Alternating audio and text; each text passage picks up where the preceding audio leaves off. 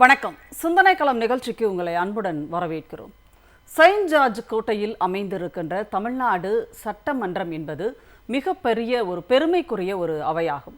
1921 தொடங்கி தமிழ்நாட்டினுடைய சமூக அரசியல் மாற்றங்களுக்கும் சீர்திருத்தங்களுக்கும் வித்திட்ட ஒரு அவை என்றால் அது தமிழ்நாடு சட்டமன்ற அவைதான்.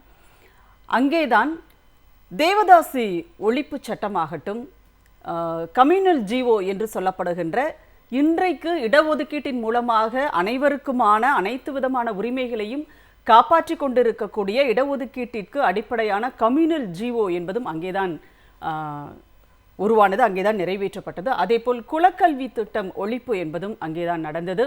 அதன் தொடர்ச்சியாக இருமொழி கொள்கை சட்டமாகட்டும், சுயமரியாதை திருமண சட்டமாகட்டும், அதை தொடர்ந்து தமிழ்நாடு பெயர் மாற்ற சட்டமாகட்டும், அதற்கு பிறகு 1989 முத்தமிழறிஞர் கலைஞர் அவர்கள் ஆட்சியில் பெண்களுக்கான சொத்துரிமை வழங்கக்கூடிய அந்த சட்டமாகட்டும், இன்னும் அடுத்தடுத்து வந்த அத்தனை விதமான உரிமைகளுக்கான சட்டங்களும் சரி, மாநில உரிமைகளுக்காக நிறைவேற்றப்பட்ட தீர்மானங்களும் சரி அந்த இடத்தில்தான் இருந்து நமக்கு கிடைத்தன. அப்படிப்பட்ட ஒரு மிகப்பெரிய பாரம்பரியம் மிக்க புகழ்பெற்ற பல்வேறு சிறப்பான காரியங்கள் நடந்திருக்கின்ற அந்த சட்டமன்றத்தினுடைய மாண்பானது இன்றைக்கு தவேக அரசினால் கேள்விக்குறியாக இருக்கிறது என்பதுதான் இன்றைக்கு அனைவரும் கவலையோடு பார்க்கக்கூடிய ஒரு செய்தியாக இருக்கிறது. மக்களுக்கான சட்டங்களையும் திட்டங்களையும் தீட்ட வேண்டிய சட்டமன்றத்தை தவேகவினர் இன்றைக்கு ரீல்ஸ் போடுவதற்கான கண்டென்ட்களை கொடுக்கின்ற ஒரு இடமாகவும், முதலமைச்சர் நடிக்கக்கூடிய ஒரு இடமாகவும் அந்த இடத்தை மாற்றி இருக்கிறார்கள். இன்னும் சொல்ல போனால் எதிர்க்கட்சியினரை சீண்டுகின்ற ஒரு வேலையை தொடர்ந்து தவேகவினர் சட்டமன்றம் தொடங்கியதிலிருந்து, இந்த ஆட்சி தொடங்கியதிலிருந்து சட்டமன்றத்தில் செய்து வருகிறார்கள். அதன் தொடர்பாக சட்டமன்றத்தை ஒரு சண்டைக்காடாக மாற்றுவதற்கான முயற்சியில் தவேக தொடர்ந்து ஈடுபட்டு வருவதையும் நாம் பார்க்கிறோம். தமிழ்நாடு சட்டமன்றத்தினுடைய மாண்பு காக்கப்படுமா என்ற ஒரு மிகப்பெரிய ஒரு கேள்வி இங்கே எழுந்திருக்கிறது. இது தொடர்பாக நாம் பேசலாம். நம்மோடு முதலில் உரையாடுவதற்காக மனிதநேய ஜனநாயக கட்சியின் சார்பில் கலைக்குயில் இப்ராஹிம் அவர்கள் நம்மோடு இணைந்திருக்கிறார். கருத்துக்களை கேட்கலாம். வணக்கம். தமிழ்நாடு சட்டமன்றம் அப்படின்னாலே இந்தியாவிலேயே இருக்கிற சட்டமன்றங்களுள் ஒரு பெருமை மிக்க ஒரு சட்டமன்றம் அப்படின்னு சொன்னால் அது தமிழ்நாடு சட்டமன்றமும் கூட. அதில் சொன்ன மாதிரி பெரிய பெரிய தலைவர்கள் எல்லாம் இருந்து ஆட்சி செய்த ஒரு சட்டமன்றம். இன்றைக்கு ஒரு நடிகர் தலைமையில் ஒரு ஆட்சி அமைந்திருக்கிறது. ஆனால் அது இன்னைக்கு சட்டமன்றம் அப்படின்னாலே ஒரு மாதிரி முகம் சுளிக்க வைக்கின்ற ஒரு காட்சிகளாகத்தான் மக்களுடைய கண் முன்னால் விரிகிறத நம்ம பார்க்குறோம். இந்த போக்கை நீங்கள் எப்படி பார்க்குறீங்க? நீங்கள் குறிப்பிட்ட போது தமிழ்நாடு சட்டமன்றம் என்பது ஒரு மிகப்பெரிய வரலாற்று சிறப்புமிக்க சட்டமன்றம். இது மிகப்பெரிய ஆளுமைகளை எல்லாம் சந்தித்து அவர்களெல்லாம் ஆட்சி செய்து தமிழ்நாட்டை மிகப்பெரிய இன்று இந்தியாவில் மிக சிறந்த மாநிலமாக உருவாக்குவதற்கு அந்த சட்டமன்றம்தான் காரணமாக இருந்தது. நம்முடைய அண்ணா அவர்கள், கருமை வீரர் காமராஜர் அவர்கள், புரட்சித் தலைவர் எம்ஜிஆர் அவர்கள், நம்மளுடைய முத்தமிழ் அறிஞர் கலைஞர் அவர்கள், அதற்கு பிறகு புரட்சி தலைவி ஜெயலலிதா அம்மையார் அவர்கள், நம்முடைய மாண்புமிகு முன்னாள் முதலமைச்சர் அண்ணன் முத்துவேல் கருணாநிதி ஸ்டாலின் அவர்கள், இப்படி எல்லோரும் மிகப்பெரிய ஆளுமைகளாக, இன்னும் சொல்லப்போனால் மத்திய ஒன்றிய அரசுக்கெல்லாம் தமிழ்நாட்டில் வஞ்சிக்க போது தமிழ்நாட்டில் மிக அளவில் சிறப்பாக ஆட்சி செய்து தமிழகத்தை மிகப்பெரிய ஒரு சிறப்பு வாய்ந்த மாநிலமாக உருவாக்கிய இடம் நம்மளுடைய வரலாற்று சிறப்புமிக்க நம்முடைய சட்டமன்றம் தான். அப்படிப்பட்ட சட்டமன்றங்களில் ஒவ்வொரு தலைவர்களும் அவர்கள் பங்களிப்பு எப்படி இருந்தது என்று சொன்னால் அவர்களுக்குள் ஒரு போட்டி இருந்தது. எப்படி போட்டி என்பது, என்னுடைய ஆட்சி காலத்தில் தமிழகத்தில் எந்த திட்டங்களை உருவாக்க வேண்டும், அந்த முதலமைச்சரை விட நான் சிறப்பாக ஆட்சியை கொடுத்தேன். அப்படி தான் ஒவ்வொரு திட்டங்களும். நீங்கள் பார்த்தீங்கன்னா காமராஜருடைய காலத்தில் ஒரு படிக்கு ₹1 ஒரு படி அரிசி என்ற திட்டத்தை உருவாக்கினார். அதேபோன்று எம்ஜிஆர் அவர்களும் சிறப்பான சத்துணவு திட்டத்தை உருவாக்கினார். கலைஞர் அவர்கள் மிகப்பெரிய அளவில் ஒரு சமூக மாற்றத்துக்கான திட்டங்களை எல்லாம் தமிழக சட்டமன்ற வரலாற்றில் உருவாக்கினார். சமத்துவபுர திட்டம், தமிழ்நாட்டில் ஜாதியுடைய பிரச்சனைகள் இருக்கும்போது சமத்துவபுர திட்டத்தை மிக அழகான முறையில் கலைஞர் அவர்கள் உருவாக்கினார். நீங்கள் தொடக்கத்திலே பெண்களுக்கு இடஒதுக்கீடு, சொத்துரிமை இது போன்ற மிகப்பெரிய புரட்சி வாய்ந்த திட்டங்களெல்லாம் தமிழக சட்டமன்ற வரலாற்றில் நாம் உருவாக்கி இருக்கிறோம். அது தமிழக மக்களுடைய நலனுக்காகவும் தமிழக மக்களுடைய முன்னேற்றத்திற்காகவும் தமிழ்நாடு நிமிர்ந்து நிற்பதற்கான பல திட்டங்களை அந்த அவையில் தீட்டியிருக்கிறார்கள், தீர்மானங்களாக நிறைவேற்றியிருக்கிறார்கள். அதையெல்லாம் சட்ட வடிவில் தமிழ்நாட்டுடைய எல்லா மக்களும் அதை மிக அமைதியாகவும் பல்வேறு சூழ்நிலையில் தமிழ்நாடு நிமிர்ந்து நின்றிருக்கிறது. ஆனால் இன்றைய சட்டமன்றம் நம்முடைய மாண்புமிகு முதலமைச்சர் விஜய் அவர்கள் கட்சி ஆரம்பித்து 2.5 ஆண்டு காலத்தில் இந்த ஆட்சியை கைப்பற்றினார். அவர் சட்டமன்றத்தில் வந்து உரையாற்றிய உடன் ஒரு செய்கையை நான் செய்து கொள்கிறேன், சபாநாயகரிடத்தில் ஒரு உத்தரவை கேட்டார். அப்பொழுது அவர் ஒரு செய்கையை செய்தார். அந்த காட்சி எங்கே வைக்கப்பட்டது? அவருடைய ஜனநாயகம் திரைப்படத்தில் முதல் ட்ரெய்லர் ஷோவில் அந்த காட்சி வைக்கப்பட்டது. அப்போ அந்த இடம் அவர் தன்னுடைய ஜனநாயக படத்திற்கான ஷூட்டிங் ஸ்பாட்டாக பயன்படுத்தியிருக்கிறார்.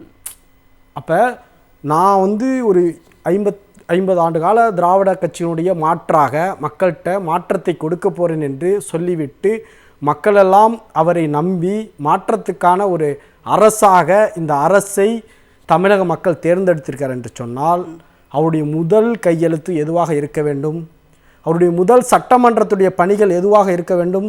தமிழக மக்களுடைய நலனாக இருக்க வேண்டும், அல்லது விவசாய மக்களுடைய நலனாக இருக்க வேண்டும், அல்லது மாணவர்களுக்கான நலனாக இருக்க வேண்டும், அல்லது இளைஞர்களுக்கான நலனாக இருக்க வேண்டும்.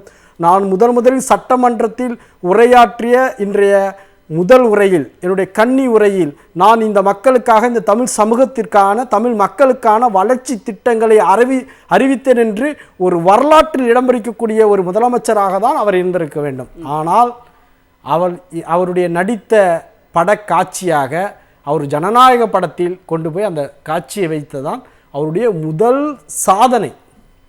ஆனால் கடந்த காலங்களில் நம்முடைய முதலமைச்சர்கள்லாம் ஒவ்வொருத்தரும் தன்னுடைய முதல் அறிக்கையிலும் தன்னுடைய முதல் பேச்சிலும் தமிழக மக்களுக்கான ஏதாவது ஒரு திட்டங்களை அறிவிக்க வேண்டும் என்பதுதான் அவருடைய பிரதான நோக்கமாக இருக்கும். ஆனால் இவர் அடுத்தது என்ன பண்ணார்? அப்பாவை காணோம். இதையெல்லாம் தமிழக மக்கள், இதெல்லாம் தமிழக மக்களுக்கான என்ன நன்மை நடக்க போகுது? நீங்கள் அப்பாவை காணும்னு சொல்கிறனால என்ன நன்மை நடக்க போகுது? எதுவுமே கிடையாது. உங்களுடைய அந்த செய்கையினால் இந்த மக்களுக்கு என்ன நடக்க போகுது? ஒன்றுமே கிடையாது. உங்களுடைய தாவேக்காவுடைய தொண்டர்களுக்கு அது ரீல்ஸ் எடுக்கக்கூடிய, அவங்களுடைய போஸ்ட் பண்ணக்கூடிய அந்த இளைஞர்கள் கொண்டாடக்கூடிய ஒரு ரீல்ஸுக்கான ஒரு ஷோவாக தான் நடந்துச்சு ஒழிய அதனால் இந்த மக்களுக்கு என்ன பயன் ஏற்பட்டது? அதை சிந்திச்சு பார்க்க வேண்டும். திராவிட முன்னேற்ற கழகம் இப்போ இந்த இடத்துல இன்னொரு கேள்வி வருது. இப்போ எல்லாவற்றையும் நாங்கள் வந்து லைவாக வந்து நாங்கள் தான் கொண்டு வந்தோம், அதுவே ஒரு பொய்யான ஒரு செய்தி தான் அது. ஏன்னா கடந்த திராவிட மாடல் ஆட்சியில் தான் வந்து லைவ் வந்து தொடங்கப்பட்டது, சட்டமன்ற நிகழ்வுகள் லைவாக. ஆனால் இவங்க அதை கிளைம் பண்ணுறாங்க, அது பொய்யான விஷயம்ன்றது சட்டமன்றத்தில் எதிர்க்கட்சி தலைவர் பதிவு பண்ணார். அது ஒரு பக்கம். இப்போ என்ன கேள்வின்னா, இப்போ நீங்கள் சொன்ன மாதிரி தாவேகாவினருக்கான ரீல்ஸ் கண்டென்ட்டுக்காக இவங்க இதெல்லாம் பண்றாங்க அப்படிங்கிற ஒரு விஷயத்த சொன்னீங்க இல்லையா? அப்போ அதுக்காக தான் வந்து எல்லாத்தையும் லைவ்ல வந்து ஒளிபரப்புறது அப்படிங்கிற முடிவை இதுக்காக மட்டுமே அவங்க எடுத்திருப்பாங்களோ? அதாவது அவர்கள் வந்து அந்த நேரலையில் மட்டும் நாங்கள் தான் ஒளிபரப்பு செய்கிறோம்னு சொல்லிட்டு அதை மட்டுமே பொய் சொல்கிறேன். சட்டமன்றத்தை பல பொய்களை அவர்கள் சொல்லிக்கொண்டே தான் இருக்கிறார்கள், வரலாற்றை மறைக்கிறார்கள். தொடர்ச்சியாக எந்த விதமான விஷயங்களும் நம்முடைய எதிர்க்கட்சியினுடைய உறுப்பினர்கள், முன்னாள் அமைச்சர்கள் அவர்கள் அறிவிக்கக்கூடிய பட்ஜெட்டில் இருக்கக்கூடிய தீர்மானங்களையும் பட்ஜெட்டில் இருக்கக்கூடிய உரைகளை பற்றி அவர்கள் கேள்விகளும் சந்தேகங்களும் எழுப்பும்போது அவர் ஒன்றுக்கு முரண்பாக வந்து பொய்யை தான் திரும்பி திரும்பி பேசுகிறாங்க. இதுவரையும் சட்டமன்ற வரலாற்றில் ஆளுங்கட்சியினர் பேசிய வார்த்தைகளில் அவை குறிப்பிலிருந்து நீக்கிறோம் என்று சொல்லக்கூடிய அளவிற்கு தான் அவருடைய பேச்சியும் அவருடைய உரைகளும் அவருடைய பதில் உரைகளும் இருக்கிறது. இதை வந்து நீங்கள் அவை குறிப்பிலிருந்து எடுத்துட்டிங்கன்னா உங்களுக்கு ரீல்ஸுக்கு கண்டென்ட் கிடைக்காது. இப்போ ஆதவ அர்ஜுனா பேசுகிறார், தைரியம் இருந்தால் சொல்லுங்கள், தைரியம் இருந்தால் பேசுங்க, தைரியம் இருந்தால் செய்யுங்கன்னு சொல்கிறாரு. இதெல்லாம் வந்து தாவாக்கினர் வந்து பார்த்திங்கன்னா அவங்க கட்சியினுடைய அதை மட்டும் கட் பண்ணி அது அப்புறம் அண்ணன் எப்படி பேசினார். இவர் மாண்புமிகு முதலமைச்சர் விஜய் அவர்கள் கடந்த 2 நாட்களுக்கு முன்னாடி சட்டமன்றத்தில் பேசும்போது 3 ஃபைல் என்கிட்ட இருக்குது, என்னை கையை வைக்க விடாதீங்க, நான் வந்து அப்புறம் சும்மா இருக்க மாட்டேன்.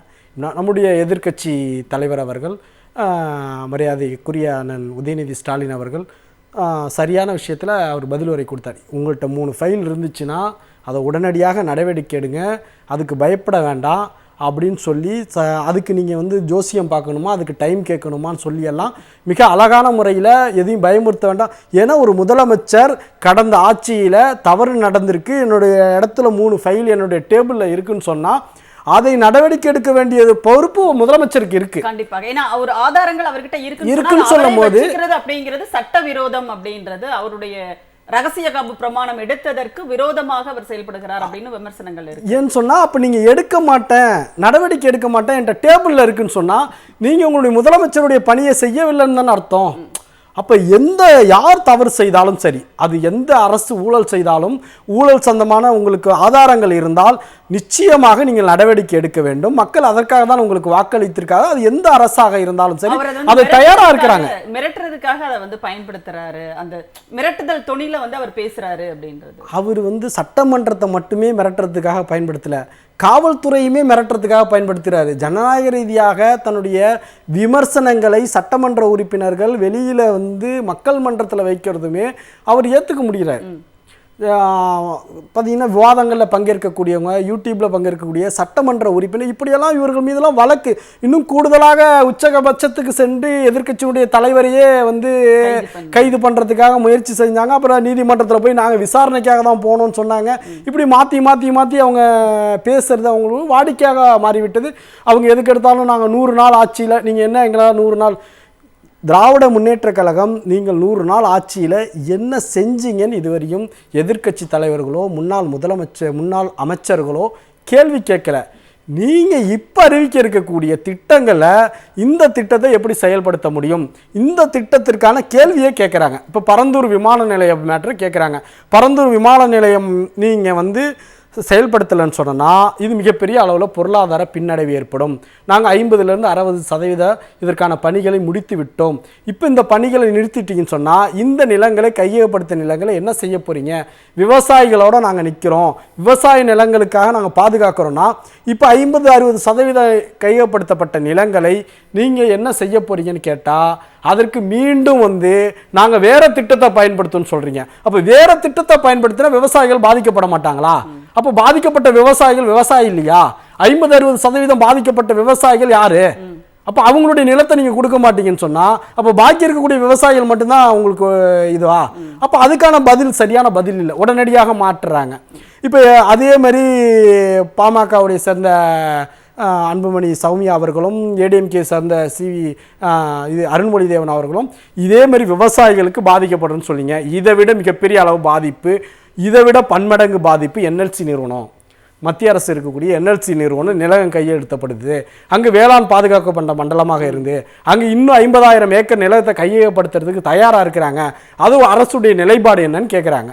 அப்போ உடனடியாக தொழில்துறை அமைச்சர் கீர்த்தனா அவர்கள் எந்திரிச்சு அது நீங்கள் மத்திய அரசில் கூட்டணியில் இருக்கீங்களே, நீங்கள் மத்திய அரசில் கேளுங்கன்னு சொன்னால் இது என்ன? அப்போ நாங்கள் அந்த இடத்துல விவசாயிகளுக்கு பாதுகாப்பாக நிற்போம், இருக்கக்கூடிய நிலங்களை கையெழுத்த மாட்டோம் அப்படின்னு ஒரு உறுதியான வாக்குறுதியை நீங்கள் கொடுக்க மாட்டீங்க. அப்ப டைவர்ஷன் பண்றீங்க, பிரச்சனையை டைவர்ஷன் பண்றீங்களோ கேள்விக்கான அல்லது அந்த எதிர்க்கட்சிகள் எழுப்புகின்ற கேள்விகளுக்கான பதில் அப்படிங்கிறது அவங்க கிட்ட இல்லையா, இல்ல அதை சொல்ல தெரியலையா, இல்ல உண்மையிலேயே அவர்கள்கிட்ட எதற்கும் சரியான பதில் நியாயமான பதில் இல்லாததுனால அவங்க திசை திருப்பிட்டு இருக்காங்க? அவங்கள்ட்ட சரியான பதில் கிடையாது, சரியான செயல் திட்டம் இல்லை. திராவிட முன்னேற்ற கழகம் கடந்த 5 ஆண்டுகளில் சிறப்பான ஒரு திட்டத்தை கொடுத்துச்சு. அவங்க வெளியில இருந்து பார்க்கும்போது இந்த ஆட்சி மீது நம்ம கடுமையாக விமர்சனம் செஞ்சாங்க. கடுமையான முறையில் தன்னுடைய தேர்தல் பரப்புரையில் தன்னுடைய அரசியல் பொதுக்கூட்டங்களிலெல்லாம் கடுமையான முறையில் திராவிட முன்னேற்ற கழகத்தையும் கூட்டணிகளையும் விமர்சனம் செஞ்சாங்க. ஆனால் ஆட்சிக்கு வந்த பிறகு இந்த ஒவ்வொரு கோப்புகளையும் ஆய்வு செய்யும் போது திராவிட முன்னேற்ற கழகத்துடைய தலைமையிலான ஆட்சியை அவர்களால் குறை சொல்ல முடியவில்லை. இப்போ மாண்புமிகு முதலமைச்சர் விஜய் அவர்கள் எங்கே போகிறாரு? எல்லாமே திராவிட முன்னேற்ற கழகம் தீட்டிய திட்டங்களை ஆய்வு செய்ய போறார். அவர் புதிய திட்டங்களை ஏதாவது தீட்டிட்டு போறாரா சொல்லுங்க?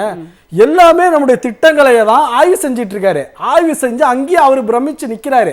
அவர் போய் அங்கே என்ன பண்றாரு? போட்டோ ஷூட் தான் பண்றாரு. வேற என்ன பண்றாரு அங்கே சொல்லுங்க? அது மட்டும் தான் நடக்குது ஒழிய வேற எதுவுமே புதுசாக ஒரு திட்டத்தை அறிவிச்சு இந்த திட்டம் நாங்கள் தாவேக்காவுடைய அரசுடைய திட்டம், இது தாவேக அரசுடைய முழுமையான எங்களுடைய சிந்தனையில் எங்களுடைய ஆட்சியினுடைய எங்களுடைய முதலமைச்சர் சிந்திச்சு இந்த மக்களுக்காக செயல்படுத்திய ஒரு திட்டம் சொல்லி நீங்க இந்த 100 நாள்ல இந்த சட்டமன்றத்தில் முதல் கன்னி சட்டமன்றத்தில் தாவேகாவுடைய முதல் வரலாற்று சிறப்புமிக்க சட்டமன்றத்தில் இந்த மக்களுக்கான திட்டங்களை நீங்க தீட்டிருக்கீங்கன்னு சொல்லி உங்களுடைய 100 நாள் ஆட்சியில உங்களால சொல்ல முடியுமா? சொல்லுங்க. இது சிங்கப்பெண் அதிரடிப்படையெல்லாம் நீங்க ஒத்துக்க சிங்கப்பெண் அதிரடிப்படை அதுக்கு எந்த அதிகாரமும் இல்லை. அவங்களால ஒரு எஃப்ஐஆர் கூட போட முடியாது. இதெல்லாம் ஏற்கனவே நம்ம மகளிர் காவல் நிலையங்கள், மகளிர் காவலர்கள் எல்லாமே நம்மகிட்ட ஏற்கனவே செயல்படுத்தப்பட்ட திட்டங்கள் தான். இவங்க ஸ்டிக்கர் ஒட்டிக்கிட்டாங்க, அவ்வளவுதான். எல்லாமே திராவிட முன்னேற்ற கழகம், நம்முடைய திராவிட கழகத்துடைய, அது அதிமுகவாக இருந்தாலும் சரி, திமுகவாக இருந்தாலும் சரி, அவர்கள் செயல்படுத்திய திட்டங்கள் தான். இவங்க எல்லாமே வெற்றி வெற்றி வெற்றி வெற்றின்னு ஸ்டிக்கர் தான் ஒட்டிக்கலாம் இல்லையா? புதுசாக நான் தான் சொன்னேன், இந்த சட்டமன்றத்தில் உங்களுக்கான தாவேகாவுடைய திட்டமாக எதையாவது நீங்க ஒரு திட்டத்தை இந்த மக்களுக்கு நாங்கள் அளித்தோம் என்ற அளவுக்கு உங்கள்கிட்ட ஒரு திட்டம் இருக்கா சொல்லுங்க. அந்த திட்டத்தினால இந்த தமிழ்நாடு மக்கள் சுபிட்சமாக இந்த மக்களுடைய வளர்ச்சிக்காக நாங்கள் இந்த திட்டத்தை கொண்டு வந்தோம். இந்த திட்டம் தமிழகத்தை மிகப்பெரிய அளவில் இந்தியாவில் முன்னேற்றக்கூடிய ஒரு திட்டமாக இருக்கிறது என்று தாவேகாவினர் ஒரு இடத்துலயாவது சொல்லக்கூடிய அளவுக்கு அந்த திட்டம் இருக்கா சொல்லுங்க. கண்டிப்பாக நிறைய, அதாவது சட்டமன்றம் அப்படிங்கிறதையே அவர்கள் மக்களுக்கான மன்றமாக நினைக்காமல் தாவேகாவினரினுடைய அந்த வைபுக்கான ஒரு இடமாக அவர்கள் மாற்றிக்கொண்டிருக்கிறார்கள் அப்படிங்கிறத பார்க்கிறோம். நம்மோடு இந்த அமைப்பில் இருந்து திமுகவின் சார்பில் திரு நாகநந்தினி அவர்கள் இணைந்திருக்கிறார். அதே போல் அரசியல் விமர்சகர் திரு கண்ணன் அவர்களும் இணைகிறார். கருத்துக்களை கேட்கலாம். நாகநந்தினி மேடம் வணக்கம். வணக்கம். சட்டமன்றம் தாவேகா அரசு பொறுப்பேற்றதிலிருந்து தமிழ்நாடு சட்டமன்றம் எப்படி நடந்திருக்கிறது, எப்படி நடந்துகிட்டு இருக்கு? சட்டமன்றத்தில் அவர்களினுடைய செயல்பாடுகள் அப்படிலாம் பார்க்கும் பொழுது தமிழ்நாடு சட்டமன்றத்திற்கென்று ஒரு மாண்பு இருக்கிறது, ஒரு மதிப்பு இருக்கிறது, ஒரு சிறப்பு இருக்கிறது, ஒரு பாரம்பரியமிக்க தொடர்ச்சி இருக்கிறது அப்படிங்கிறதை நம்ம பார்க்குறோம் ஒரு பக்கம். ஆனால் அதையெல்லாம் இன்றைக்கு தாவேகாவினர் அதை கேள்விக்குள்ளாக்கி இருக்கிறார்களோ அப்படிங்கிற ஒரு கேள்வி வருது இல்லையா? அவர்களுடைய அந்த செயல்பாடுகள் அதெல்லாமே பார்க்கும் பொழுது உங்களுடைய பார்வை? முதல்ல ஃபர்ஸ்ட் கர்நாடகாவாகட்டும் கேரளாவாகட்டும் இன்னும் சட்டப்பேரவையினுடைய பேர் எப்படி இருக்கும் அப்படின்னு பாத்தீங்கன்னா விதான் சபா அப்படின்னு தான் இருக்கும். தமிழ்நாட்டுல மட்டும்தான் சட்டமன்றம் அப்படிங்கிற பேர் இருக்கு. கிட்டத்தட்ட 1967 இருந்தே ரொம்ப கஷ்டப்பட்டு இந்த விதிமுறைகளை, அதாவது ஃபர்ஸ்ட் சபாநாயகர்னு இருந்த ஒரு விஷயத்த அவைத்தலைவர்ன்ற மாத்தி நிறைய விஷயத்த மாத்தி அதுக்குன்னு ஒரு மாண்பை கொண்டு வந்திருக்கோம். சரி, சட்டப்பேரவையில இப்ப கூச்சல் பிரச்சனை எல்லாம் நடக்குது. இதுக்கு முன்னாடி உங்க காலத்துல நடக்கவே இல்லையா? நடந்துச்சுங்க. ஆனா அப்போ வெளியே சொல்றவங்க ஏதாச்சும் ஒரு புனிஞ்சு ஒரு மாதிரி சொல்ற மாதிரி இருக்கும், அவங்களோட ஓன் ஸ்டோரி எல்லாம் போட்டு சொல்ற மாதிரி இருக்கும். பட் இன்னைக்கு லைவா நம்ம பாக்குறோம். கிட்டத்தட்ட இப்போ இந்த ஒரு மாசம் முழுக்க நடந்ததுல என்ன மக்களுக்கு நல்லது நடந்துச்சு சொல்லுங்க. மக்களுக்கான கேள்வி அங்க என்ன பேசப்பட்டுச்சு? ஏதாச்சும் ஒரு கேள்விக்கு எதிர்த்தரப்புல இருக்கக்கூடிய ஆளுங்கட்சியினர், அமைச்சர்கள் ஏதாச்சும் ஒரு நல்ல பதில சொல்லியிருக்காங்களா அப்படிங்கிறது ரொம்ப முக்கியமா சிந்தனை பண்ணி பார்க்கணும். ஏன்னா எதுக்கு எடுத்தாலும் ஒரு விதமான ஒரு தோரணை கேட்டா திமுக காரங்க எல்லாம் ரொம்ப இதா வராங்க, அடிக்கிட்டு போறாங்க. நான் இதுக்கு முன்னாடி பேசுறதே நான் சொல்லியிருந்தேன். இந்த அண்ணன் ராஜ்மோகன் அவர்கள், அதான் பள்ளிக்கல்வித்துறை அமைச்சர், எப்படியும் சொல்றாரு, அந்த பக்கம் கொஞ்சம் கேமராவை காமிங்க, அந்த பக்கம் கொஞ்சம் கேமராவை காமிங்க. உண்மையாலுமே திமுக காரங்க எந்திரிச்சு வர்றதை மட்டும் தான் அங்க காமிக்கிறாங்க. ஆனா இந்த பக்கம் நேற்று ஒரு சின்ன ஒரு வீடியோ தான் லீக் ஆச்சு. பரமேஷ் அமைச்சர் அவர்கள் எந்த அளவுக்கு கையை நீட்டி பேசினாரு, என்ன பண்ணாருங்கிறது எல்லாருமே பார்த்துட்டு இருந்தோம். ஆதவர்ஜுனாவும் அதே மாதிரி விரலை நீட்டி மிரட்டுற காட்சியும் அதுல இருக்கு. அதான் சொல்ல பாருங்க, அதுவும் ஆதவர்ஜுனா அவர்கள் மட்டும் இல்ல, நேற்று ராஜ்மோகன் அவர்கள் என்ன பேசிட்டாங்க. அப்புறம் இந்த பக்கம் இருக்கிறவங்க உங்களுக்கு புரிஞ்சுதா? இப்போ உதயநா மேல ஒரு கேஸ் போடும்போது சில இதெல்லாம் போட்டிருந்தாங்களே, சமூகத்துல நல்லிணக்கத்தை கேடு செய்யற மாதிரி, அப்புறம் கலவரத்தில் தூண்டுற மாதிரி, அப்புறம் இரு தரப்பினரிடத்துல மோதல் ஏற்படுத்துற மாதிரி, சமூக வலைதளத்துல பொய் பிரச்சாரம் பண்ற மாதிரி, இந்த மாதிரி கேசஸ் எல்லாம் ஃபர்ஸ்ட் இந்த அமைச்சர்கள் மேல போடணும். அதான் ஹாஸ்டின் சார் கூட ஒரு இன்டர்வியூ கொடுக்கும்போது சொல்லியிருந்தாரு, சட்டப்பேரவை நிகழ்வு பத்தி பேசும்போது, அதாவது முதல்வர் மேல எனக்கு கொஞ்சம் சந்தேகமா இருக்கு, அவர் ஒரு குழு அமைச்சிருக்காரு, ஒரு துறை அமைச்சிருக்காருன்னு நினைக்கிறேன். என்ன அப்படின்னு பார்த்தா சட்டமன்றத்துல குழப்பத்தை ஏற்படுத்தக்கூடிய ஒரு துறையா அமைச்சிருக்கிறாரு. அந்த துறையினுடைய உறுப்பினரா முன்வரிசையில் இருக்கக்கூடிய அமைச்சர்கள்லாம் இருக்கிறாங்க. ஏங்க சட்டப்பேரவைக்கு எதுக்கு போறோம்? அதாவது ஆளுங்கட்சி அப்படிங்கிறது ஒரு அரசாங்கம், ஓகேங்களா? எதிர்கட்சி அப்படிங்கறத மக்களினுடைய குரலா இருக்கு. மக்களினுடைய பிரச்சனைய வெளிப்படையா கேட்கணும். ஏன்னா கேள்விகள் கேட்கதான் அங்கிருந்து பதில் வரும். ஏன்னா அரசுல சில தவறுகள் நடந்துதான் தீரும், அதை கேட்கணும். இதுக்கு முன்னாடி இருந்த மாண்பு அதுதானே. ஏன்னா எதிர்கட்சியர் கேள்வி கேட்கும் போது அதை பொறுமையா எடுத்து கையாண்டு அதை பதில் சொல்ல வேண்டிய கடமை ஆளுங்கட்சிக்கு இருக்கு. ஆனா அதை விட்டுட்டு கேட்கக்கூடிய எத்தனை கேள்வி கேட்டாலும் அதற்கு சரியான ஒரு பதில் வர்றதில்ல, அதுக்கு சரியான தரப்புல ஒரு ஆன்சர் வந்து அதாவது பாத்தீங்கன்னா ரொம்ப டீவியேட் பண்றது. இப்போ பரந்தூர் விமான நிலையம் கைவிடப்படுது அப்படின்னு 110 விதியின் கீழே சொல்றாங்க. அதை பத்தி எந்த வாதமும் பண்ணக்கூடாது, இல்ல எந்த விதமான கேள்விகளும் கேட்க கூடாதுன்னு அறிவிச்சிடுறாங்க. சரி, அதுக்கப்புறம் டிஆர்பி ராஜா சார் வந்து அன்னைக்கு ஈவினிங் ஒரு பிரஸ் மீட் கொடுக்குறாங்க. கிட்டத்தட்ட 20 நிமிஷம் அதை பத்தின ஃபுல் டீடைல்ஸ். இது எதனால நாங்க வந்து வர்றதுக்காக வச்சோம், இதுக்கு எத்தனை விதத்துல நம்ம பெர்மிஷன்ஸ் எல்லாம் வாங்கணும், அதை தாண்டி 1 ட்ரில்லியன் எக்கானமி அப்படிங்கிறது கிடைக்கிறது எவ்வளவு ரொம்ப முக்கியம், தொழில்துறைக்கு இது எவ்வளவு பெரிய உந்துதலா இருக்கும், இதனால விவசாயிகளுக்கு பாதிப்பு வராத மாதிரியும் இந்த மாதிரி நடவடிக்கைகளை எடுக்க முடியும் அப்படின்னு நிறைய விஷயம் சொல்றாங்க. ஆனா அதெல்லாம் ட்ரெண்ட் ஆகல மேடம். நியூஸ் எல்லாம் பெருசா வரல. என்ன தெரியுமா வந்துச்சு, மன்மத நன்றி சொன்னதும், காமராஜர் அவர்களுடைய பேரையே வந்து இழிவா பேசுனதும், இந்த மாதிரி ஒரு மாதிரி ரிஜிடான ஒரு விஷயங்கள் சமூக வலைத்தளத்துல போச்சு அப்படின்னு சொன்னா சட்டப்பேரவையினுடைய மாண்பே போயிடாதா? இப்ப நான் என்ன கேட்கிறேன், தனி தீர்மானங்கள் எவ்வளவு இருந்துச்சு? இப்போ இந்த 20 நாள்ல பேசப்பட்ட தீர்மானங்கள் மட்டும் எவ்வளவு? அதுல ரொம்ப முக்கியமா பேசப்பட்டது அந்த அமுதனுடைய கொலை வழக்கு, அதுக்கப்புறம் தனுஷ் அவர்களோட கொலை வழக்கு எல்லாம் பேசப்பட்டுச்சு. அதற்கு அந்த எதிர்த்தரப்புல இருந்து சரியான பதில் கொடுத்துட்டாங்களா? அதை எங்காச்சும் சொல்லப்பட்டிருக்கா? இதுல வந்து தொழில்துறை வந்து பின்னடைவுல இருக்கு அப்படின்னு சொன்ன ஒரே ஒரு விஷயத்துக்காக பத்திரிகை துறையே தப்பு, பத்திரிகையாளர்களை காசு வாங்கிட்டு பண்றாங்கன்னு ஒரு அமைச்சர் எந்திரிச்சு பேசுறாங்க சட்டப்பேரவையில, அது அவை குறிப்புல இருந்து கூட நீக்கல அப்படின்னு சொன்னா இதெல்லாம் அப்போ வந்து பத்திரிகை துறை வந்து வெளிப்படையா இருக்கிறது, ஒரு விஷயத்த வெளிப்படையா பேசுறதுக்கு கூட நீ பயப்படணுமா? இந்த பத்திரிகை துறையில இருக்கவங்க யோசிச்சு பாருங்க. ஏன்னா ஒரு கான்க்ளேவ் மீட்டிங் நடக்குதுங்க, இந்த அம்மா கீர்த்தனா மேடம் வந்து பேசுறாங்க, நாங்க ரீட் போடுறோம் இது பண்றோம்னு சொல்றீங்க. சரி, அப்ப நீங்க எதுவும் பண்ணல, நீங்க சரியா நடத்துறீங்களே, ஏன் இன்வெஸ்டர் மீட்டிங்க்கு பத்திரிகை துறையை உள்ள அலோ பண்ணல? கேட்டா அவ்வளவு பெரிய சோழா ஹோட்டல்ல பத்திரிகை துறை வந்து உட்கார்றதுக்கு இடம் இல்லையா? அமைச்சர் நிர்மல்குமார் அவர்கள் பேசுறாங்க. இதெல்லாம் யோசிச்சு பார்க்கணும். அதுவும் இல்லாம அமைச்சர் நிர்மல்குமார் அவர்கள் எப்ப பார்த்தாலும் ஒரு பிரச்சனைய தூண்டுற மாதிரி, அங்க ஏதாச்சும் ஒரு கலவரத்தை உண்டாக்குற மாதிரி, இவ்வளவு நாள் கவிதை பாடினாங்க, பாட்டு பாடினாங்க, டயலாக் பேசினாங்க, ஆக்ஷன் விட்டாங்க, இப்ப சென்டிமெண்ட் டிராமாலாம் உள்ள வந்துருச்சு. அதுக்கு இந்த முஸ்தபா அப்படிங்கிற அந்த சட்டமன்ற உறுப்பினர் எல்லாம் உள்ள கொண்டு வந்து உண்மையாலுமே இது ஒரு நல்லிணக்கத்தை தமிழ்நாட்டை வந்து ரொம்ப மோசமான ஒரு நிலைமைக்கு கொண்டு போய் சேர்த்துதான் பார்க்கணும். எங்க மேடம் இல்ல நாகநந்தினி மேடம், நீங்க சொல்றீங்க தாவேகாவினுடைய முன்வரிசையில் இருக்கின்ற அமைச்சர்களே வந்து சட்டமன்றத்தை ஒரு கலவரமான இடமாக மாற்றுவதற்கு அவங்க வந்து திட்டமிடுறாங்க அப்படின்னு சொல்றீங்க. இப்ப எனக்கு என்ன கேள்வினா, அப்படி ஒன்று நடந்தால் அங்க வந்து லைவா மக்கள் எல்லாம் பார்த்துக்கிட்டு இருக்காங்களே, கேமரா வந்து எல்லாரையும் பார்த்துட்டு இருக்குல்ல, அப்ப மக்களுக்கு அது தெரியும் தானே, அப்படி இருந்தும் அவங்க ஏன் அதை வந்து செய்ய பாக்குறாங்க, திட்டமிடுறாங்க அப்படின்ற ஒரு கேள்வி இருக்குல்ல. உங்களுக்கு ஒரு விஷயம் ஞாபகம் இருக்கா இல்லையான்னு தெரியல. அதாவது ஒரு வாரத்துக்கு முன்னாடி இந்த அமுதன் அவர்களோட கொலை வழக்க பத்தி பேசும்போதுதான் திங்கட்கிழமை பேசிக்கலாம் அப்படின்னு சபாநாயகர் ஐயா மாத்தி வைப்பாரு. ஞாபகம் இருக்குங்களா? அந்த திங்கட்கிழமை காலையில பேசிக்கலாம்னு சொல்லி உதயண்ணா வந்து கையில எடுத்து அந்த தீர்மானம் தனி தீர்மானம் போட்டிருக்காங்க. லா அண்ட் ஆர்டர் வந்து முதல்வர் கண்ட்ரோல்ல தான் வருது, அப்போ முதல்வர் எந்திரிச்சு பதில் சொல்வாரா இருக்கும்னு எல்லாரும் வெயிட் பண்ணிட்டு இருந்தோம். ஐ திங்க் ஆகஸ்ட் 18 நினைக்கிறேன். அந்த அன்னைக்கு வெயிட் பண்றோம். மத்தியானம் 12 மணி வரைக்கும் லைவ் தானே ஓடிச்சு. ஆனா விஜய் சார் உட்கார்ந்து இருந்த அந்த இடத்த காமிச்சாங்களா? எல்லாரும் போய் பாருங்க. விஜய் சார் உட்கார்ந்து இருந்த அந்த இடத்த காமிக்கவே இல்லைங்க. நல்லா புரிஞ்சுக்கோங்க, இவங்க லைவையே அவங்களுக்கு சாதகமா பயன்படுத்துறாங்க. ஏன்னா 12 மணி வரைக்கும் அவர் வரவே இல்லைங்க.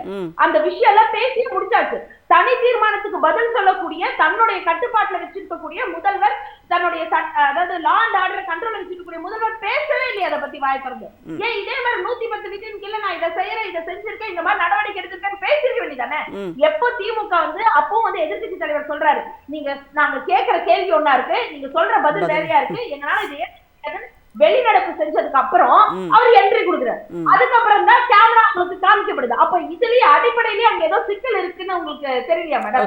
அப்ப இதைத்தானே பண்றாங்க. இப்ப வந்து திமுக காரங்க எந்திரிச்சு நிக்கிறதையும் திமுக காரங்க பண்றதை மட்டும் தான் காமிக்கிறாங்க. அப்ப நான் சொல்றேன், பர்வேஷ் அவர்கள் எந்திரிச்சு இப்படி கையாச்சாங்க இது பண்ணாங்க, இதெல்லாம் இத்தனோண்டு கிளிப்பிங்கா தான் வந்துச்சு. இல்ல அப்ப அதனாலதான் திட்டமிட்டு அமைச்சர் ராஜ்மோகன் வந்து எதிர்கட்சிகளை பக்கத்துல வந்து நீங்க கேமராவை கவர் பண்ணுங்க அப்படின்றத அவர் திட்டமிட்டு தான் வந்து செய்யறாரா? இது அப்சல்யூட்லி அவங்க கிட்ட கேட்க வேண்டிய கேள்வி கேட்டா ஆன்சர் இல்ல. அப்ப சும்மா எந்திரிச்சு கத்த வேண்டியது தானே, சும்மா சொல்ல வேண்டியது தானே. எப்ப பார்த்தாலும் இப்போ யோசிச்சு பாருங்க, அந்த வார்த்தைகள் ஜாலம் ஒண்ணு இருக்குல்ல, ரொம்ப நிறைய டைம் ஒரு பொய்ய சொல்லிக்கிட்டே இருந்தா அது உண்மையாகும் அப்படிங்கிற ஒரு பேனர் தனக்கு பேச்சு திறமை ரொம்ப ஜாஸ்தியா இருக்கு. ஏன்னா நான் ஒரு பட்டிமன்ற பேச்சாளரா இருக்கேன், எவ்வளவு விஷயத்த வேணாலும் நான் சரி பண்ணிடுறேன் அப்படின்றதுக்காக யாரு என்ன கேள்வி கேட்டாலும் இவரை எந்திரிச்சு பதில் சொல்றேன். அந்த துறை சார்ந்தவர் அவர் இருக்கா இல்லையா அதை பத்தி எல்லாம் கவலை இல்ல, நான் உங்களுக்கு பதில் சொல்றேன். என்னென்னமோ என்னென்ன பேர் வருதோ எல்லாத்து பேரையும் சொல்லி எல்லாம் பேசி ஒரு கலோபரமா மாத்திட்டு இருக்காங்க மேடம். எனக்கு என்ன ரொம்ப கவலையா இருக்கு. சரி, கண்டிப்பா மேடம் பேசுவோம். ஒரே ஒரு விஷயம் சொல்லுங்க, திமுக அதிமுக விட்டுருங்க, மக்களோட வரி பணத்தில் நடக்குது இல்ல சட்டப்பேரவைங்கிறது, இன்னைக்கு விலைவாசி உயர்வுல இருந்து எல்லாமே நடந்துட்டு இருக்கு. அதை பத்தி பேசுங்கம்மா. அதை பத்தி பேசுறதுக்கு வாய் இருக்கா? பரந்தூர்ல இருக்கக்கூடிய விவசாயிகளை பத்தி மட்டும் கஷ்டப்படுற இவரு பயிர்க்கடன் தள்ளுபடி பத்தி ஏன் இன்னும் பேசல, ஏன் அதுக்கான நடவடிக்கை எடுக்கலன்னு கேட்டா வாய் திறக்காம உட்கார்ந்துட்டு இருக்காங்க அந்த பக்கம் இருக்கவங்களா. கண்டிப்பா கண்டிப்பா மேடம் பேசலாம். நீங்க சொன்ன மாதிரி சட்டமன்றத்தினுடைய அந்த லைவ் ஷோ, லைவ் டெலிகாஸ்ட் அப்படிங்கிறது ஆளுங்கட்சியான தாவேகா வந்து தனக்கு சாதகமாக பயன்படுத்தி கூட எதிர்க்கட்சிகளை வந்து ஏதோ வில்லன்களை போல மக்களுக்கு எதிரானவர்கள் அவங்க அப்படிங்கிற மாதிரி சித்தரிக்க முயற்சி செய்கிறார்கள் அப்படின்னு நீங்க குற்றம் சாட்டியிருக்கீங்க. பேசலாம் தொடர்ந்து. கண்ணன் சார், உங்களுடைய பார்வை, அதாவது எப்பவுமே வந்து பாத்தீங்கன்னா நாடாளுமன்றத்தில் கூட எதிர்க்கட்சி வரிசையை காட்ட மாட்டேங்கிறாங்க அப்படின்ற ஒரு குற்றச்சாட்டு அந்த தொலைக்காட்சி மேல வரும், அந்த லைவ் வரும்போது. ஏன் எதிர்க்கட்சிகள் வரிசையில நீங்க வந்து யாரையுமே காட்ட மாட்டேங்கிறீங்க அப்படின்னு சொல்லிட்டு. ஆனா இங்க வந்து பாத்தீங்கன்னா தமிழ்நாட்டுல ஆளும் கட்சி வாலண்டியரா வந்து எதிர்க்கட்சிகளை காட்டுங்க அப்படின்னு அவங்க வந்து சொல்றாங்க. நீங்க எப்படி பாக்குறீங்க? அது உண்மையிலேயே எதிர்க்கட்சிகள் மேல இருக்கிற அன்பால சொல்றாங்களா, இல்ல அதுக்கு பின்னாடி ஏதாவது திட்டம் இருக்கிறதா அவர்களுக்கு அப்படிங்கிற ஒரு கேள்வி இயல்பா வருது இல்ல? இது அன்பால சொல்றது இல்ல, பம்பால இழுக்கிறது. இது சட்டமன்றமா, பட்டிமன்றமா, பாட்டு மன்றமா அப்படிங்கிறத நம்மளுக்கு இப்ப கன்ஃபியூஸ் ஆயிடுச்சு. ஒரே குஷ்டமப்பா அப்படிங்கிற மாதிரி, கஷ்டமப்பா அப்படிங்கிற மாதிரி, இப்ப நம்ம எங்க இருக்கோம் அப்படிங்கிற மாதிரி வேடிக்கை விளையாட்டில் ஈடுபடும் வினோத இடமாக சட்டமன்றம் மாறி வருவது வேதனை அளிக்கிறது, வெட்கி தலைகுனிய வைக்கிறது. எந்த அமைச்சருக்கும் தெளிவான சிந்தனை இருப்பதாக தெரியவில்லை. எழுதி கொடுத்த உரையை சரியாக படிப்பதற்கு தெரியவில்லை. அரித்மேட்டிக் கணக்கை கரெக்டா சொல்ல தெரியல. யாருக்கும் 1000க்கு மேல நம்பரை கொடுத்துட்டாலே திண்டாட்டம், திணறல் இப்படித்தான் இருக்கு. ஐயோ, இதெல்லாம் பார்க்கும்போது, இப்படி ஒரு சம்பவத்தை நடக்கிறதெல்லாம் நாம தொடர்ந்து கவனிக்கும் போது, இது சட்டம் இயற்றுகிற சட்டமன்றமா, திட்டம் தீட்டுகிற சட்டமன்றமா, நாட்டையும் நாட்டு மக்களையும் வளர்ச்சி பாதையில் அழைத்து செல்லுகின்ற ஒரு மாண்புமிக்க மதிப்புமிக்க இடமா, அப்படி ஒரு இடத்தை இவர்கள் இந்த அளவு சிதைக்கிறார்கள், சீரழிக்கிறார்கள் என்பதையெல்லாம் எண்ணி பார்க்கும்போது உண்மையிலேயே வேதனையா இருக்கிறது, வெட்கி தலைகுனிய வைக்கிறது இவர்களுடைய செயல்பாடு. மொழி தெரியாத வகுப்பறையில் விழி பிதுங்கி வேடிக்கை பார்க்கும் மாணவனை போல மாண்புமிகு முதலமைச்சர் பேந்த பேந்த முழிக்கிறார். என்ன நடக்கிறது என்பதை தெரியாமல் தவிக்கிறார். இதுல துதி பாடல்கள் வேற. இவர் புரட்சி தலைவர் எம்ஜிஆரா, புரட்சி தலைவி அம்மாவா, தமிழினர் தலைவரா, ஐயோ அப்பா, இந்த புகழ்ச்சி எல்லாம் கேட்கும்போது எதற்கோ என்னென்னமோ பேர் வைத்து அழைப்பதை போல் இவர்கள் அழைப்பது நம்மளுக்கு ஒரு உணர்வை தருகிறது. இல்ல, பொதுவா அவரவர்களுடைய தலைவர்கள் குறித்து சட்டமன்றத்துல புகழ்வது அப்படிங்கிறது இருக்கிற ஒரு நடைமுறை தானே சார். அத அவங்க புகழ்றதை மட்டும் தப்பா நம்ம சொல்லலாமா? இல்ல, விஜய புகழட்டும், புகழ்ந்து பேசட்டும். இவர் எம்ஜிஆர் இடத்தை பிடித்து விட்டார், இவர் அம்மாவின் சாதனை நிகழ்த்தி விட்டார், திமுகவை முழுவதுமாக வீழ்த்தி விட்டார், 50 ஆண்டுகால 70 ஆண்டுகால கட்சிகளை எல்லாம் கவிழ்த்து விட்டார் அப்படின்னு சொல்லும் போதுதான் இவர்கள் புரிந்து பேசுகிறார்களா, தெரிந்து வார்த்தை பிரயோகம் பண்ணுகிறார்களா என்பதை நாம் கேள்வியாக கேட்க வேண்டியிருக்கிறோம். திமுக எப்பொழுதெல்லாம் வீழ்ந்திருக்கிறதோ அப்பொழுதெல்லாம் வேகமாக எழுந்திருந்திருக்கிறது. ஆனால் இவர்கள் எப்படி வந்தார்கள்? கொள்கையை சொல்லியா, கோட்பாடை சொல்லியா, நாட்டிற்கு உழைத்த நல்லவர்கள் அவர்கள். போராட்டம் என்றால் என்னவென்று இவர்களுக்கு தெரியுமா? கள யதார்த்தம், மக்கள் சேவை, மக்களுக்கான போராட்டத்தை முன்னெடுத்து எப்படி செயல்படுவது என்பதை பற்றி ஏதாவது இவர்களுக்கு தெரியுமா? ரீல்ஸ் ரீல்ஸ் ரீல்ஸ் வாங்க போடலாம், ரீல்ஸ போடலாம், ரீச்சும் ஆகலாம். இவ்வளவுதான் இவங்களுடைய கொள்கை.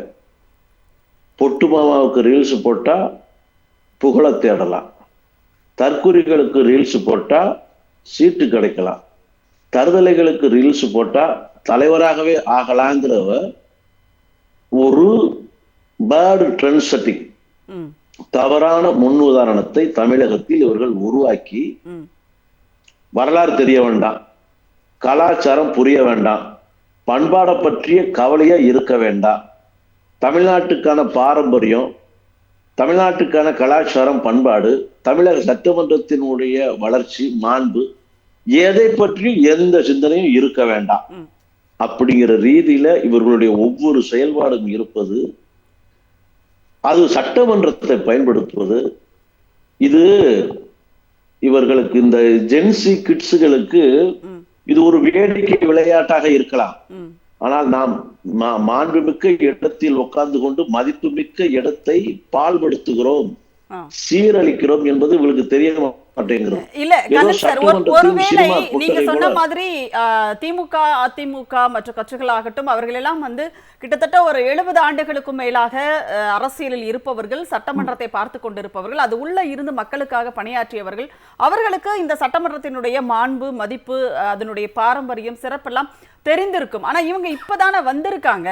ஒருவேளை இவர்கள் இன்னும் போக போக கத்துக்கலாம் அப்படின்னு நம்ம நினைக்கலாம் இல்லையா? கத்துக்கிறதுக்கான வாய்ப்புகள் அவங்களுக்கு இருக்குல்ல. சட்டமன்றம் பாலகர்கள் பயிற்சி பெறும் பயிற்சி களமா அது? தெரியாதவர்கள் தெரிந்து கொள்ளுகிற விளையாட்டு இடமா அது?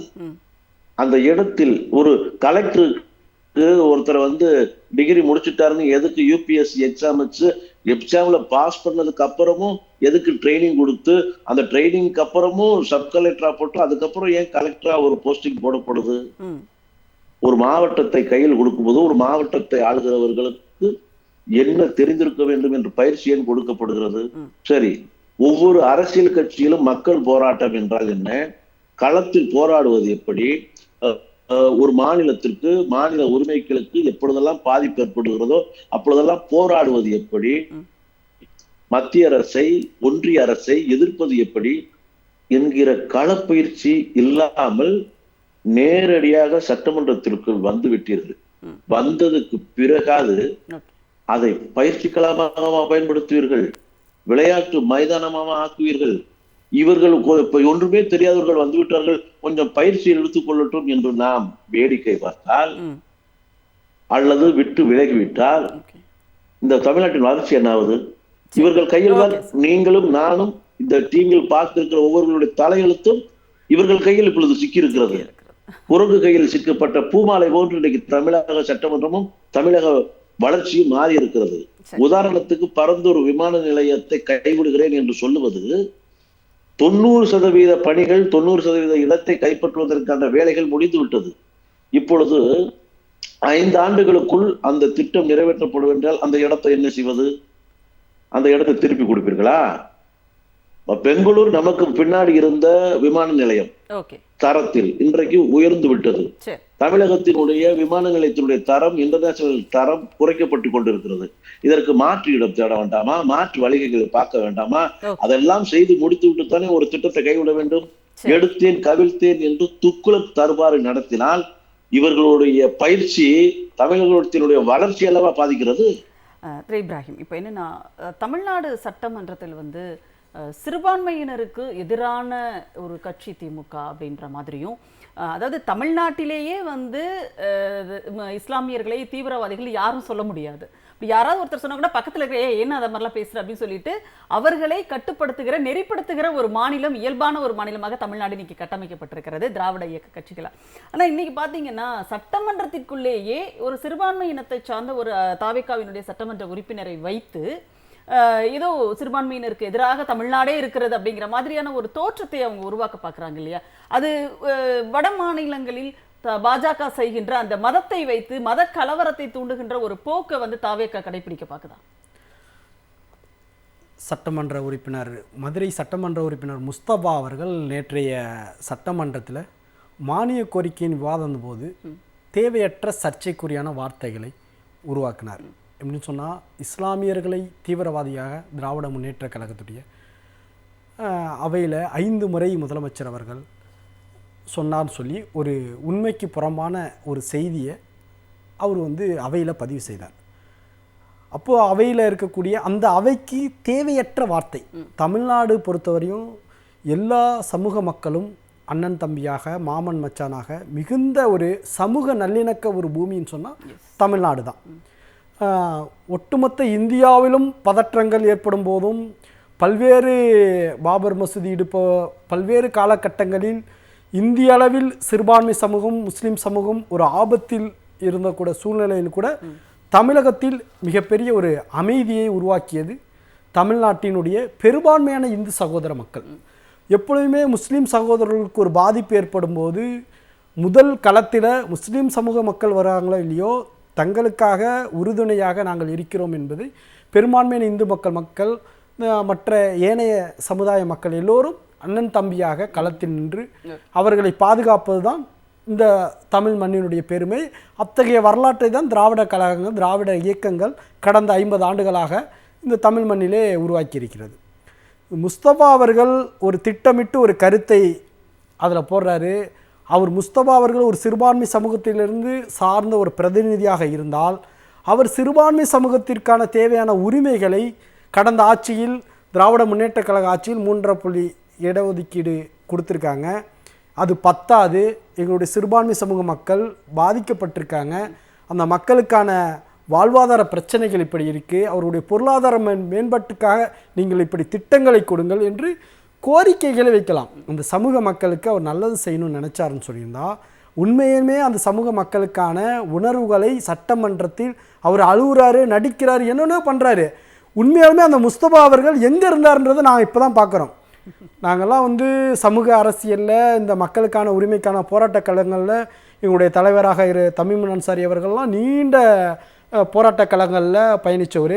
முஸ்தபா அவர்கள் கடந்த இப்போ அவர் இருக்கக்கூடிய தாவேகா ஆட்சியில் நடிகர் முதலமைச்சர் விஜய் அவர்கள் இந்த சிறுபான்மை சமூகத்தை துப்பாக்கி, பீட்ஸு, வேலாயுதம், இப்போ ஜனநாயகம் போன்ற படங்கள்லாம் சிறுபான்மை சமூகத்தை அவர் எந்த வார்த்தையை பயன்படுத்தினாரோ அந்த வார்த்தையை பயன்படுத்தி ஒரு தீவிரவாதிகளை போன்று திடீர்னு அதில் பார்த்திங்கன்னா ஒருத்தர் வந்து ஸ்லீப்பர் செல் மாதிரி ஒரு முஸ்லீம் எந்திரிச்சு வருவார்.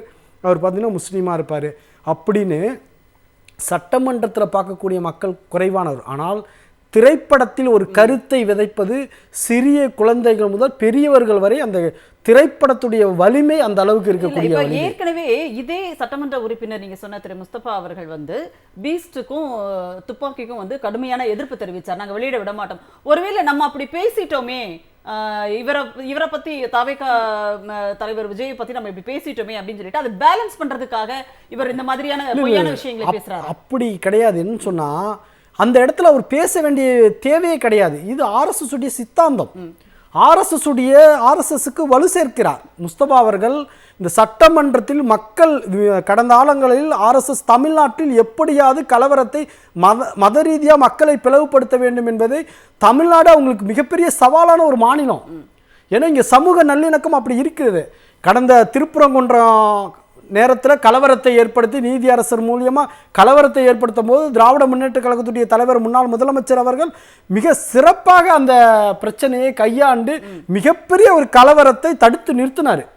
அப்படியெல்லாம் திராவிட முன்னேற்ற கழகம் சிறுபான்மை சமூகத்திற்கு அரணாக பாதுகாப்பு என்று அன்றைய நாங்கள் எங்களுடைய தலைவர் 3 மத அறிஞர்கள் எல்லாம் கூட்டு போய் நம்மளுடைய தலைமைச் செயலகத்தை கூட்டு போய் இந்து, கிறிஸ்டின், முஸ்லீம் நாங்கள் எல்லாம் ஒற்றுமையாக இருக்கிறோம், நாங்கள் எல்லோரும் சேர்ந்து திருப்பரங்குன்றம் செல்கிறோம், நாங்கள் அமைதியை விரும்புகிறோம், இங்கே எந்த மதத்தின் பேராலும் எந்த வழிபாட்டின் பேராலும் மக்களை பிளவுபடுத்த முடியாது, நாங்கள் எல்லாம் அண்ணன் தம்பியாக இருக்கக்கூடிய சொல்லி கூட இருக்கக்கூடிய தமிழ்நாடு கடந்த திமுக ஆட்சியில் மட்டுமல்ல அதிமுக ஆட்சியிலும் அம்மையார் மறைந்த முன்னாள் முதலமைச்சர் ஜெயலலிதா அவர்கள் ஆம்பூரில் மிகப்பெரிய ஒரு கலவரம் பாசிச பாஜகவால் ஏற்படுத்தக்கூடிய சூழ்நிலையில் அன்றைய முதலமைச்சராக இருந்தவர் அதை கட்டுப்படுத்தினார். ஆனால் இன்று சட்டமன்றத்திலே இப்படி தேவையில்லாத ஒரு கருத்தை உருவாக்கி சட்டமன்றத்தில் வெளியே இருக்கக்கூடிய மக்களுக்கு ஒரு சட்டமன்ற உறுப்பினர் எப்படி செயல்படணும், அவர் ஒரு சமூக நல்லிணக்கமாக தான் செயல்படணும், அவர் எல்லா மக்களையும் அரவணைத்து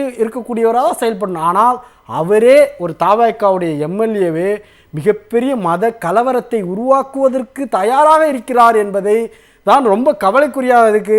ஆனால் சிறுபான்மை சமூகத்தினுடைய எந்த உணர்வுகளையும் முஸ்தபா போன்றவர்களால் இதுவரை இந்த சமூகத்திற்கு நடைபெறல. அவர் பேச்சை வைத்து நான் இப்போ சட்டமன்றத்தில் இந்த உரையை பார்த்தபோது இவர் 5 ஆண்டுகளில் இவரால் இந்த சிறுபான்மை சமூகத்திற்கு ஏதாவது ஆபத்து வந்துவிடுமோ என்ற பயமும் அச்சமும் இருக்கிறது. நல்லவேளை எங்களுடைய தலைவர் தமீமுன் அன்சாரி அவர்கள் சட்டமன்ற அவையில் இருந்தால் உடனடியாக அதை இந்த தமிழ்நாடு எப்படிப்பட்ட ஒரு தமிழ்நாடு என்பதையெல்லாம் உரையை நிகழ்த்தி அந்த அவையை சுமூகமான ஒரு சூழ்நிலைக்கு கொண்டு சென்றார். கண்டிப்பாக. அதுவும் இது மாதிரியான விஷயங்களுக்கு அவர்கள் சட்டமன்றத்தையே தாவேக்காவினர் பயன்படுத்த துணிகிறார்கள் அப்படிங்கிறதான் இருக்கிறதுலே பெரிய கொடுமையான விஷயமா இருக்கு. பேசுவோம் நம் தொடர்ந்து. நாகநந்தினி மேடம், இப்போ என்னன்னா நீங்க சொன்னீங்க முதல் சுற்றிலேயே பேசும்போது தாவேக்காவினுடைய அமைச்சர் 2 பேர் பர்வேஸ் அவர்களும் ஆதவ் அர்ஜுனாவும் வந்து கையை நீட்டி வந்து மிரட்டுகிற தொனியில் அவர்கள் பேசுறதை வந்து பார்க்க முடிந்தது அந்த கிளிப்பிங்ல அப்படின்னு சொன்னீங்க இல்லையா? இப்போ இதை நீங்க வந்து ஜெயலலிதா அம்மையார் வந்து இருக்கும்போது முதலமைச்சராக இருக்கும்போது எதிர்க்கட்சி தலைவராக திரு விஜயகாந்த் அவர்கள் இருக்கும்போது அவர் வந்து கையை நீட்டி பேசினார் அப்படின்றதுக்காக அவர் மேல் நடவடிக்கை எடுக்கப்பட்டது அப்படிங்கிறத நம்ம பார்த்தோம். அப்போ இப்பொழுது அமைச்சர் ஆதவ் அர்ஜுனா மீது நடவடிக்கை எடுக்கப்படுமா அப்படிங்கிற ஒரு கேள்வி இருக்குல்ல. ஏன்னா அவரும் அதே மாதிரி தான் கையை நீட்டி மிரட்டி பேசுறாரு. மேடம் கரெக்ட் தான். நடவடிக்கை எடுக்கப்படணுமா அப்படிங்கறது கேக்குறதாண்டி நடவடிக்கை எடுக்கப்பட்டே ஆகணும். ஏன்னா இவங்க வந்து நீங்க நினைக்கிற மாதிரி இது சாதாரண விஷயம் இல்லை. இது சட்டப்பேரவையில் லைவ்ல போகுது. இன்னைக்கு நிறைய பேர் இதை பாக்குறாங்க, இளைஞர்களும் பாக்குறாங்க ஆர்வமா. நல்ல விஷயமா பார்த்தாலும் இவங்க செய்யக்கூடிய விஷயம் என்ன ஆகுது தெரியுங்களா? இங்க களத்துல பிரச்சனை உண்டு பண்ணும். அதாவது தாவேகாவா திமுகவா அப்படின்னு இந்த காலேஜ் லெவல்ஸ்ல எல்லாம் போச்சுன்னா அந்த ஜென்சி தலைமுறைக்கு இடையில மிகப்பெரிய ஒரு பிளவை ஏற்படுத்தும். இங்க திமுக அதிமுக ஆரம்ப காலகட்டத்துல இருந்து பயங்கர எதிர்ப்பா இருந்துட்டு போட்டுங்க. ஆனா ஒரு வீதியில ஒரு ரோட்ல ஒரு சொந்த பந்தத்துல பார்த்துக்கும் போது எல்லாம் ஒற்றுமையா தான் இருந்தோம். பட் ஆனா இந்த விஷயம் இவங்க பண்றது, நான் தான் ஃபர்ஸ்டே சொன்னேன், ஒரு இரு தரப்பினருக்கு இடையே மோதலை ஏற்படுத்தக்கூடிய தன்மையை தாவேகா செஞ்சுட்டு இருக்கு. அதுவும் அமைச்சர்களே வந்து ரொம்ப வெளிப்படையா செய்யறாங்க. அதுவும் சட்டப்பேரவையில நின்று செய்யறாங்களா அப்படிங்கறதெல்லாம் வந்து ரொம்ப என்ன சொல்றது பயமாவும் இருக்கு. அதை தாண்டி இதையெல்லாம் கண்டிக்காம விட்டா இது எந்த சூழல்ல தமிழ்நாட்டை கொண்டு போய் நிறுத்தும் அப்படிங்கிற மிகப்பெரிய ஒரு பாதகத்தன்மையை உண்டாகக்கூடிய வகையில இருக்கு. அப்புறம் மேடம் நீங்க இப்போ சார் பேசும்போது ஒரு விஷயம் கேட்டீங்கல்ல, முஸ்தபா அவர்கள் அப்படி பேசினாரு. யார் சார், யாருங்க அந்த முஸ்தபா அவர்கள்? அவர் இதுக்கு முன்னாடி என்ன பேசினாரு அப்படிங்கிற வீடியோவும் வேணும்ல. நேற்று பார்க்கணும், கிளிசரின் போட்டு தண்ணி வர வச்சாரா, உண்மையா தண்ணி வந்துச்சான்னு தெரியல. ஏன்னா இன்னைக்கு IUML அங்க போனாலும் பரவாயில்ல, இஸ்லாமியர்கள் திராவிட முன்னேற்ற கழக பக்கம் தான் இருப்போம்னு சொல்லி இன்னைக்கும் எத்தனையோ இஸ்லாமிய சகோதரர்கள் நமக்காக ஆதரவுல இருக்காங்க. ஏன்னா இன்னைக்கு நம்ம கொண்டாடிட்டு இருக்கக்கூடிய இந்த மிலாடு நபிங்கிற இந்த பண்டிகைக்கு அரசு விடுமுறைன்னு அறிவித்தவரே முத்தமிழறிஞர் டாக்டர் கலைஞர் அவர்கள் தான். அதை யாருனாலையும் மறுக்க முடியாது. அது ரொம்ப முக்கியமான விஷயம். ஏன்னா இந்த முஸ்தபா அவர்கள் என்ன தெரியுமா பண்ணாரு? இன்னைக்கு இவர் பண்றாரு, சட்டப்பேரவையில இப்படி ஒண்ணு பேசியிருக்காரு. ஆனா இதுக்கு முன்னாடி பீஸ்ட் படத்துல அவர் சொன்ன வார்த்தை, பீஸ்ட் படத்துல முஸ்லீம ஒரு தீவிரவாதியா கொண்டு வந்து காட்டியிருக்காரா இந்த விஜய். இவர் நாளைக்கு அரசியல்லாம் வர போறாரு, இவர் எப்படி ஒரு சமூகத்தை வந்து நீங்க தீவிரவாதியா நீங்க காட்டலாம், இதே டைலாக் தான் அங்கேயும் பேசினாரு. அப்ப இவர் பேசுறதுல உண்மைன்னு சொல்லி நம்மளால ஏத்துக்க முடியுமா? இல்ல இஸ்லாமிய சகோதரர்களுக்கு இது தெரியாதா? இதுதான் நான் சொல்றேன், சமூக நல்லிணக்கத்தை கெடுக்கக்கூடிய வகையில கேட்கக்கூடிய கேள்விகளுக்கு சரியா ஆன்சர் பண்ணாம இவங்க மடைமாற்றம் பண்றாங்க தாவேகா தரப்புல இருக்கவங்க அப்படிங்கிறது ரொம்ப தெளிவா தெரியுது. இன்னொன்னு இவங்க பில்டப் கொடுத்துட்டாங்களா, ஒரு அம்மா கூட எந்திரிச்சு பேசிட்டு ஆலிஸ் சொல்லுங்க, ஆலிஸ் சொல்லுங்க. எனக்கு என்ன மேடம் இது? என்ன இங்க வந்து குத்துயிரும் கொலையுமா கிடைக்கிறாங்க, பாலியல் தொல்லை இவ்வளவு நடந்துட்டு இருக்கு, விவசாய போராட்டம் நடந்துட்டு இருக்கு, கரண்ட் பில் கட்ட முடியாம உட்கார்ந்துட்டு இருக்கோம், பால் விலை ஏறி கிடக்குது, இன்னைக்கு மளிகை சாமான விலை ஏறி கிடக்குது, எல்லாரும் உட்காந்து ஆலிஸ் சொல்லிட்டு உட்காரலாமா? இல்ல எனக்கு புரியல. அந்த ஒரு அம்மா எம்எல்ஏ அம்மா எழுந்துச்சு பேசுறாங்க, உடனே சபாநாயகர் சிரிக்கிறாரு, அப்படியே பயங்கரமா. நீங்க எல்லாம் பேசி பழகிறதுக்காக வந்துட்டீங்களா சட்டப்பேரவை? அது அவங்க தலைவருடைய டயலாக் அது, அதனால அவங்க சொல்றாங்க. இல்ல நீங்க அப்படியே கேட்கும் போது இன்னொரு சார் கிட்ட கூட கேட்டீங்க, ஒவ்வொரு தலைவரை பத்தி புகழ்ந்து பேசுறது சரிதானே? ஆமா சரி, இவர் என்ன பண்ணிட்டாரு, நாட்டுக்கு என்ன செஞ்சிருக்காரு? புகழ்ந்து பேசுறதா என்ன, அவரோட தனிப்பட்ட வாழ்க்கை எடுத்து புகழ்ந்து பேசுறதா கிடையாது. ஒரு நாட்டுக்கு மக்களுக்கு என்ன செஞ்சிருக்காரு அவரு, அதை பத்தி பேசணும். அதை பத்தி பேசுறதுக்கு விஜய் அவர்கள் கிட்ட என்ன இருக்கு பேசுறதுக்கு? அதை யோசிக்கணும். இல்ல மேடம், இந்த ஒரு லைன் இன்னைக்கு சிஜேபி வந்து பெருசா எல்லாருமே பேசிட்டு போல. இன்னைக்கு அங்க சிஜேபியினுடைய அந்த நிர்வாகிகள் இருக்கக்கூடிய ஒரு தம்பி சொல்லியிருக்கிறாரு, இருக்கிற அதாவது ஒரு வடநாட்டு ஊடகத்துல தான் அவங்க இருக்கிறதுலயே வந்து யார் நல்ல சிஎம்னு நீங்க நினைக்கிறீங்க, பெஸ்ட் சிஎம் அப்படின்னு கேட்கும் போது திரு முத்துவேல் கருணாநிதி ஸ்டாலின், திரு MK ஸ்டாலின் அவர்கள் தான் அப்படின்னு சொன்னாங்க. அதுக்கு அந்த தம்பி சொன்ன விஷயம் எக்கனாமிக் வைஸா இருந்தாலும் சரி, இண்டஸ்ட்ரியல் வைஸா இருந்தாலும் சரி, இல்ல ஒரு எஜுகேஷன் மெடிசன் எல்லா விதத்திலயும் தமிழ்நாட்டை வந்து அவர் ஃபார் பெட்டரா கொண்டு வந்தாரு அப்படின்னு சொல்லி அபிஜித் தீப்கே சிஜேபியோட பிரசிடென்ட். ஆமா இது வந்து ஃபேக் நியூஸ் இல்ல. இது வந்து பாகிஸ்தான் போனாங்க, பாகிஸ்தான்ல இருக்கவங்கள பார்த்தாங்க, விஜய் அவர்கள் பார்த்தாரு, பார்டரே தாண்டல. எங்க இங்க இங்க ஆந்திரா சாரி கர்நாடகா போக முடியல, இவர் யோசிச்சு பாருங்க. இதெல்லாம் யார் நம்புறது? இல்ல இந்த மரியவில்சன் சார் இன்னைக்கு பேசினாரு பாருங்க, அங்க பேசும்போது நீங்க எக்ஸ்பீரியன்ஸ் கேட்டீங்களா மேடம், அதுக்கு தான் நான் இந்த விஷயம் சொல்றேன். அவருக்கு இத்தனை நாள் ஒரு பள்ளி கல்வியை நடத்தின ஒரு எக்ஸ்பீரியன்ஸ் இல்லையா, இன்னைக்கு அவரே அவர் வாயால மாட்டிட்டாரா இல்லையா? அதாவது அன்பு மொழி பண்பு மொழின்னு சொல்லி கோபத்தை காமிக்க மாட்டேன்னு சொல்லி அவருடைய சகோதரர் சொல்லியிருக்கிறாரு. இந்த ஒயிட் கார்ல என்ன சொல்ற ஒயிட் கார்னர் கிரிமினல் அப்படின்னு சொன்னா அது என் சகோதரர் மரியவில்சனை சொல்லுன்னு சொல்லி நான் சொல்லல, அவருடைய சகோதரர் பதிவு பண்ண விஷயம். அதாவது இவ்வளவு ஒரு நிறுவனத்தை நடத்துறேன்னு சொல்லி ஓபன் ஸ்டேட்மெண்டா லஞ்சம் கொடுத்தேன்னு சொல்லும் போது அதற்கு எது தெரியுமா தில்லா அங்க நின்று அது சொன்னதில்ல. அதுக்கப்புறம் அன்பில் மகேஷ் பொய்யாமொழி அவர்கள் வந்து நின்று தில்லா பிரஸ் மீட்ல உட்கார்ந்து நான் எல்லாம் அதை வாங்கல, வாங்கினா டிவிஎஸ்சில நீங்க கம்ப்ளைண்ட் கொடுங்க, அந்த டைரக்டர் இவரை விசாரிக்கணும், இவருக்கு யாருக்கு காசு கொடுத்தாருன்னு தெரியணும் அப்படின்னு கெத்தா சொல்றாங்கல்ல. இதுதான் மேடம் உண்மையான பொலிட்டிஷியன், இதுதான் உண்மையா மக்களுக்கு செய்யக்கூடிய விஷயம். கண்டிப்பா மேம் பேசுவோம் நம்ம இன்னும் நிறுத்தி வைக்கணும் அப்படிங்கறதா எங்களுடைய வாதமா இருக்கு. கண்டிப்பா கண்டிப்பா கண்டிப்பாக ரொம்ப அழகா பேசுனீங்க. கண்ணன் சார் உங்களுடைய நிறைவு கருத்தை ரொம்ப சுருக்கமா சொல்லணும், ஒரு நிமிஷத்துக்கும் குறைவா. ரொம்ப சுருக்கமான டயத்தை கொடுத்து சுருக்கிட்டீங்க. தமிழக சட்டமன்றம் தன்னுடைய மாண்பையும் மதிப்பையும் கொஞ்சம் கொஞ்சமாக இழந்து விட்டது, இழந்து கொண்டு வருகிறது. இவர்கள் அது அந்த சீரியஸ்னஸே இவங்களுக்கு புரியல. அது ஒரு சத்தியம் தேட்டர்ல உட்கார்ந்து சினிமா பார்க்கிற மாதிரி இவங்க சட்டமன்றத்தை ஆக்கிக்கிட்டு இருக்கிறாங்க.